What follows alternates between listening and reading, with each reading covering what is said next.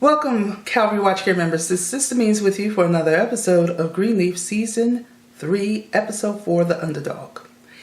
This episode is primarily taking place at the Greenleaf Mansion, and it begins with the Greenleafs preparing for the Bishop's Roundtable dinner event. They found that Rochelle Cross did not RSVP, and Bishop is taking the opportunity to pull out all the stops because he feels like this may be his last-ditch effort to reach Lady Mae. So he's invited Jacob and the family, of course Grace and Darius, along with Sophia, are going to be there. And you have Percy Lee. Percy Lee is a funeral director that played matchmaker and brought Lady Mae and Bishop together. So Percy Lee arrives and he's like, you told me this was going to be a party. You didn't tell me it's going to be a black tie affair. And Bishop says, well, basically it became tradition. We have a dinner once a year for the Bishop's Roundtable. But he lets Percy know that, hey, I invited you because I was hoping you could help me. You know, things have been difficult between Lady Mae and myself, and I'm treating this as my last-ditch effort to, you know, keep my marriage, and I need your help. So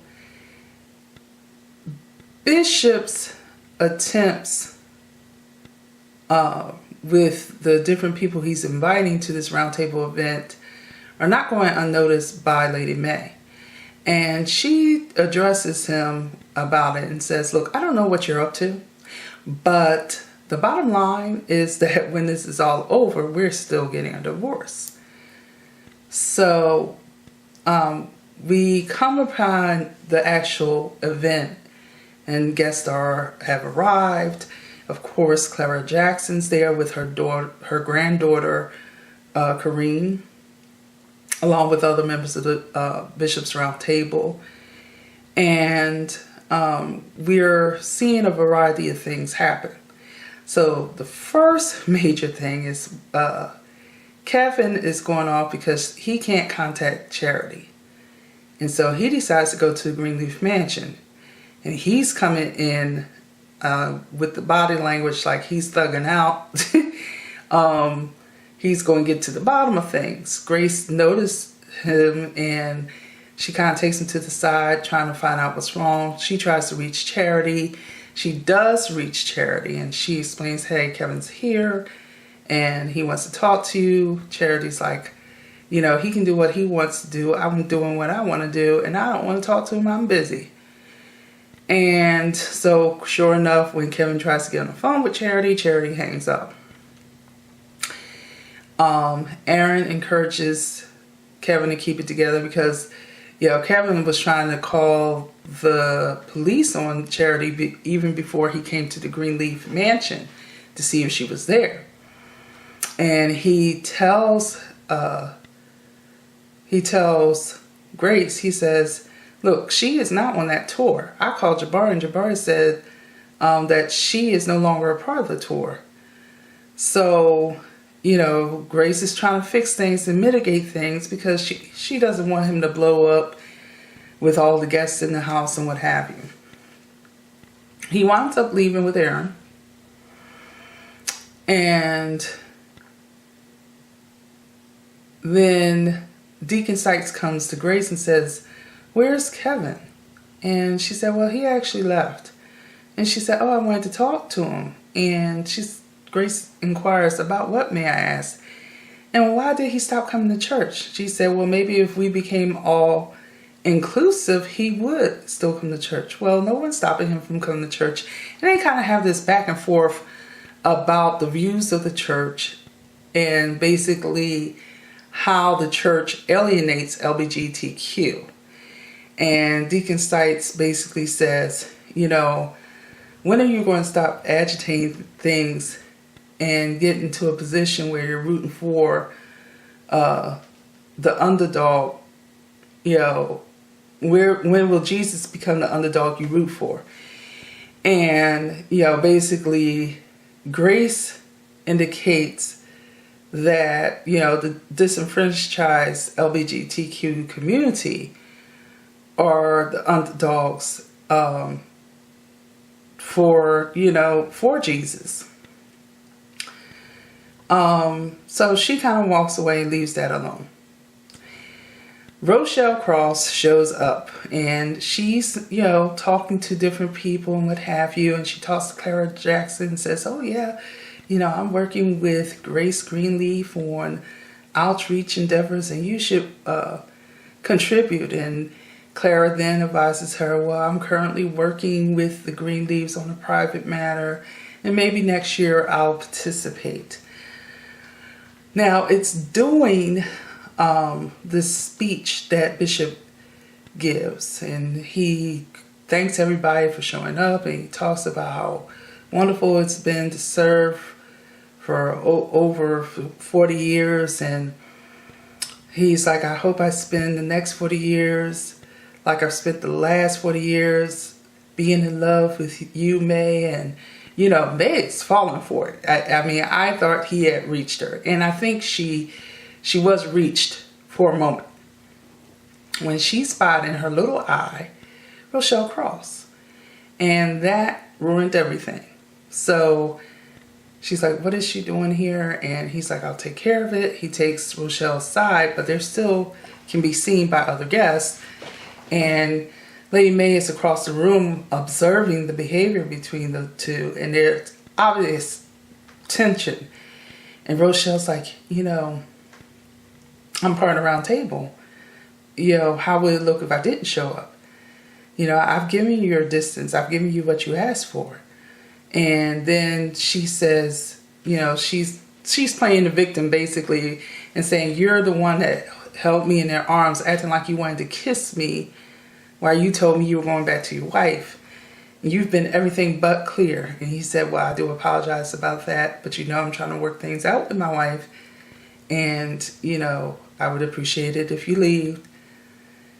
And she said, "Well, I'm going to go." But before she goes, she puts a bug in Clara's ear, saying, "If I was your financial advisor, I would, run through the numbers to make sure it makes sense." So here, where they thought they had a sure thing and their money problems were going to soon be over, at the end of the night, Clara advises them that they need to sit down with her money people and go over this just to make sure it's the right move for her to make. Now,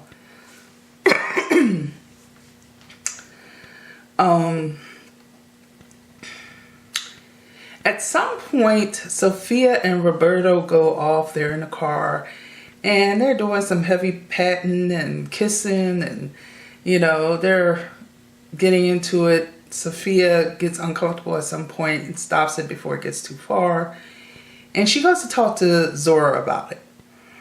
And Zora's on her computer actually talking to Isaiah, and Sophia is trying to prove a point and says, "Well, I want to wait till marriage." And Zora's like, "Why?" And she said, "Because the Bible's very clear about, premarital sex and what have you. And let me show you." And she takes the laptop from Zora just to learn that Zora is actually communicating with Isaiah. that leads them to having a heated argument that actually becomes physical. And, Zora is saying a lot of mean, rude things, talking about, I don't think you really believe in God yourself. You're always trying to convince people your Bible this and Christian that and Jesus this and Jesus that, and basically called her a Jesus bee. I mean, really got nasty. And, she said, I should hit you upside your head. And Sophia's like, go ahead, let's see how well Isaiah taught you. And, Sophia pushes Zora, and they got the girl fighting, the typical cat fight. Carissa comes in, breaks it up, and then she says, well, are you looking at this computer? And she picks it up and she reads what's on there. And there's this plan that's outlined about Zora, leaving home when she's 18. And, then Carissa and Zora wind up having words about her leaving. And, Carissa's like, you better get your hand out of my face, little girl. And she said, I'm going to be with Isaiah. There's nothing you can do about it when I'm 18.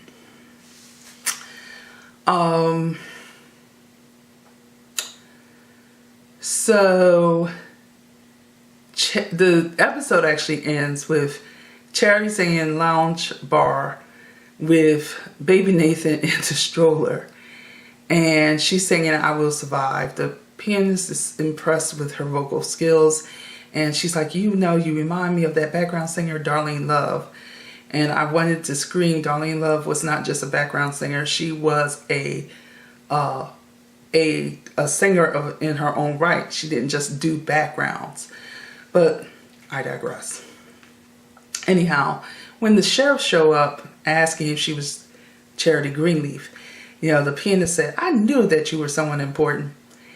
And basically she was being arrested for, child abduction pretty much, because Kevin had called the cops on her.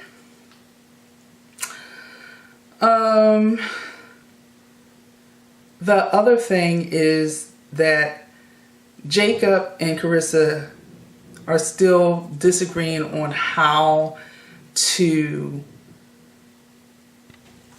discipline Zora, or what steps to take to get her on the right track. So, Jacob said, look, I talked to my mom about it. She's willing to give it a shot. And Carissa's like, and for her to wind up like Faith. And, Jacob's like, you're out of line. But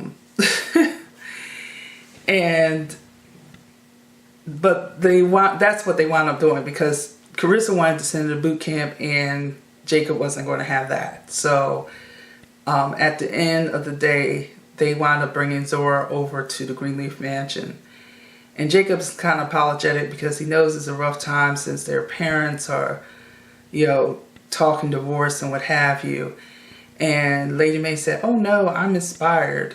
I feel that I'm definitely going to get through to her. And she tries to reassure Carissa that Zora's in good hands. Another thing that happened, I think I covered everything. Just thinking. But yeah, I think that was about it. We covered the whole thing with Charity and Kevin and the dinner. When Grace and Darius were getting ready for this dinner, Grace did warn Darius that, hey, you're going to be questioned by a lot of church members where you've been every Sunday. And, she was trying to convince him to go. He said, well, this other church had something that would get me to come. And it was a car wash. So she said, look, I'm just trying to prepare you. They're going to ask you the questions. And, you know, sure enough, Clara Jackson was the one all up in his business trying to figure out, well, where have you been? Why haven't you been there? And of course, Rochelle Cross came up and was like, oh, who is this? And oh yeah, you know, I don't blame her for not having him around. Eye candy like this. And, you know, she's making a big to do. I don't know. Is it me?